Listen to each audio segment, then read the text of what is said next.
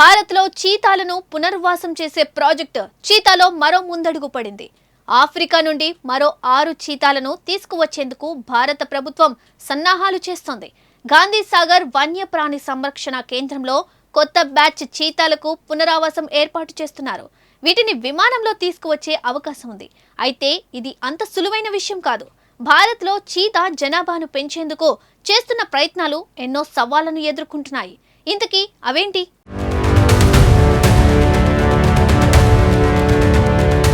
భారత్లో చీతాలకు సంరక్షణ లక్ష్యంతో 2022లో ప్రారంభమైందే ప్రాజెక్ట్ చీతా. 1952లో భారత్లో ఆసియాటిక్ చీతా అంతరించిన తర్వాత ఆఫ్రికా నుంచి దక్షిణాఫ్రికన్ చీతాలను తీసుకొచ్చారు. 2022 సెప్టెంబర్లో నమీబియా నుంచి 8 చీతాలు, 2023 ఫిబ్రవరిలో దక్షిణాఫ్రికా నుంచి 12 చీతాలు కునో నేషనల్ పార్క్ కు చేరాయి. ఈ 20 చీతాలకు 17 పిల్లలు జన్మించగా 12 పిల్లలు బతికాయి. ప్రస్తుతం కునోలో 12 పెద్ద చీతాలు, 12 పిల్లలు ఉన్నాయి. కానీ 8 పెద్ద చీతాలు, 5 పిల్లలు చనిపోవడం దురదృష్టకరం. ఇప్పుడు మరో 6 చీతాలను బోట్స్వానా నుంచి తీసుకొచ్చేందుకు చర్యలు జరుగుతున్నాయి.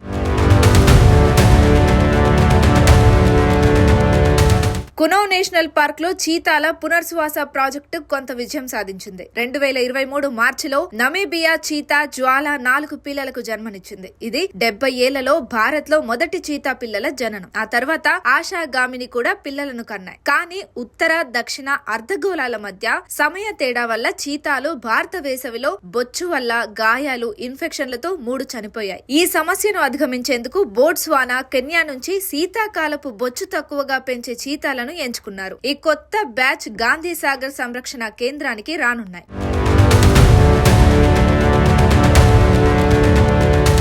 మొదటి నుంచి ప్రాజెక్టు చీతా అనేక సవాళ్లను ఎదుర్కొంటోంది. కునో నేషనల్ పార్క్ లో చీతాలకు విస్తీర్ణం సరిపడడం లేదు. ఇది జనాభా పెరుగుదలకు అడ్డంకిగా ఉంది. రేడియో కాలర్ల వల్ల ఇన్ఫెక్షన్లు, దాడులు, ఆరోగ్య సమస్యల కారణంగా చీతాలు చనిపోతున్నాయి. విమర్శకులు ఈ ప్రాజెక్టును పర్యావరణ పరంగా అస్థిరమైనదని, ఖర్చుతో కూడుకున్నదని పిలుస్తున్నారు. అయినప్పటికీ ప్రభుత్వం ఈ ప్రయత్నాన్ని గొప్పగా భావిస్తోంది. కెన్యాతో ఒప్పందం కోసం చర్చలు జరుగుతున్నాయి. బోట్స్వానా నుంచి మే 2025లో 4 చీతాలు రానున్నాయి.